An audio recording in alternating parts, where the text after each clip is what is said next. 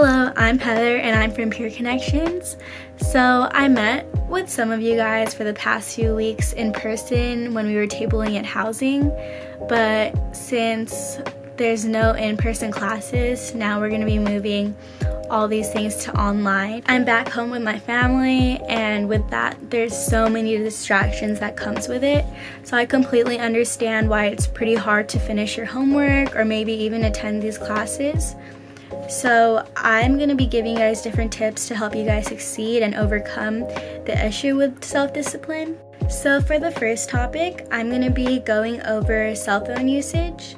So one thing that you could do to regulate your phone usage is really just doing do not disturb, taking off your notifications, going on airplane mode, or turning your phone off. Another thing that I suggest is doing screen time restrictions. So this basically just restricts your social media for a certain amount of time. You could do this on the iPhone through the settings app, which I'll be demonstrating right now. So I'm in settings and I'm going to show you guys how to do screen time regulations. So I'm just going to search up screen time here, and there we go. So we have different options here. We have downtime, which lets you regulate when to turn off your apps basically. So from 10 p.m. to 7 a.m. that would be my downtime. App limits, so you could limit certain apps and you could specify what time you want them to be limited.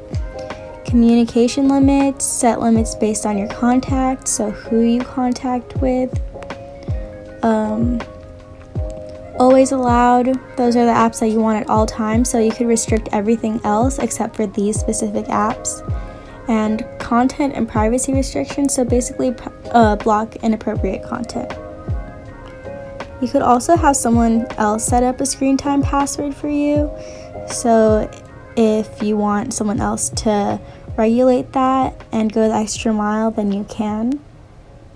So I know this is a feature for iPhone users, so if you're an Android user, just check back in the email. I'm not sure from the top of my head what the apps are, but I listed some apps that could help you with your screen time usage as well. So for the next tip, I suggest finding a study spot that will keep you focused. So when we're at school, we have a designated spot to learn, which is the classroom, a designated spot to study, which is probably the study lounges in your dorm room. But now you have the flexibility to do it anywhere in your house, maybe your bed or on a couch. But I suggest just going to a specific place in your house, maybe it's the kitchen table or the desk in your room, and doing your homework there.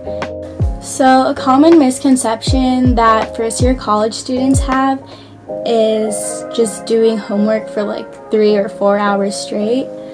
I know I thought that's what being productive was, but really you could give yourself so many breaks and that'll honestly increase your productivity.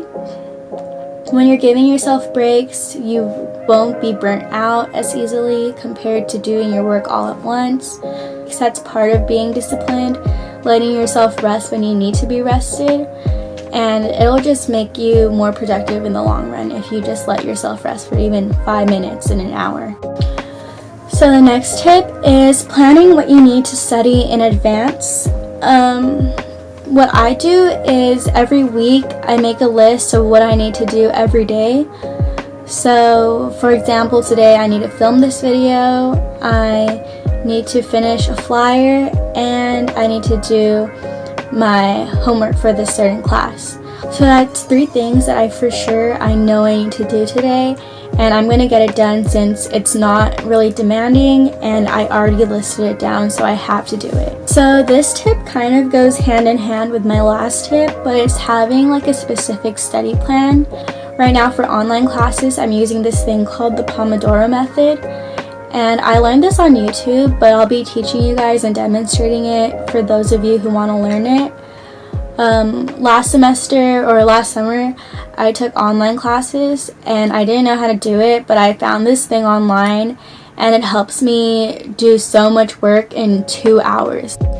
So this is the Pomodoro method. I'm currently using the app Tomato Timer. Right now I have 25 minutes to work on video. So you just press that and the timer goes off. So here it explains to you. So there's 4 number of sessions. There's 25-minute work sessions, and between each 25-minute work sessions, there's a 5-minute short break, and by the 3rd work session, you get a 15-minute long break. So keep in mind that these times are not concrete. You could always arrange it to however many minutes you want, however many sessions, how long you want your breaks, but this is what is suggested. So this is what's been working for me, and I highly recommend trying this out. If it doesn't work out for you, maybe switch up the times a little and play around with it on the app. I hope you guys found this video helpful. Again, I'll be sending out videos for the next few weeks of how you guys can transition from in-person classes to online classes. If you guys need further help, feel free to email me, set an appointment with me, and I hope you guys are having a good time, stay safe, and have a good rest of your day.